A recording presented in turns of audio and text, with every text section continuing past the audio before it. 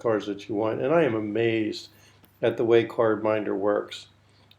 These are some very different kind of graphics, to say the least, on business cards. And no, nothing will capture 100% of OCR, the optical character recognition. But I'll tell you what, CardMinder is about the best I've seen. So review on the right here a little bit. I have found sometimes you'll have to put the name of the company. These are real estate people. But it's always picking up the email addresses, almost exact. Once in a while, like this one, it'll be, say, Katie Shell Burn, and I will sometimes see the letter A instead of the @ sign. So watch for that.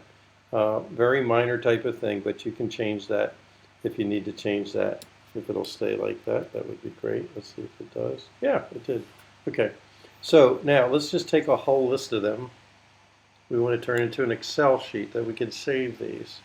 So make sure when you go up here into output file that CSV is selected.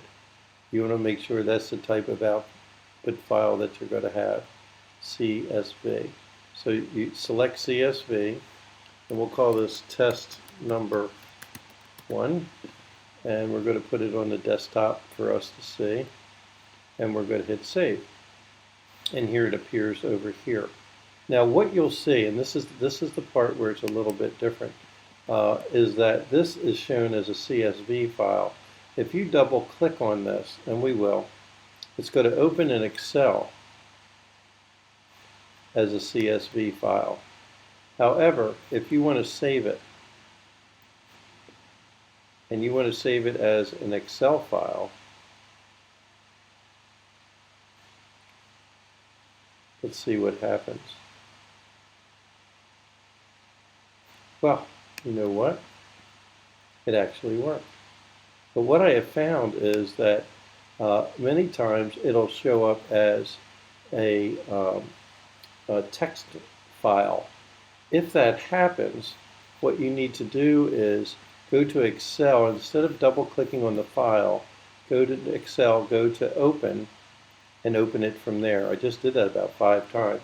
Now, while we're on it, the subject though, the way this is organized, of course, is not how you want it. So click in the first row and column and come through the whole row, or column, excuse me, and then under data, look for text to columns, click, and make sure delimited is checked, go to next, make sure comma is checked, go to next, and that should be just fine, and hit finished.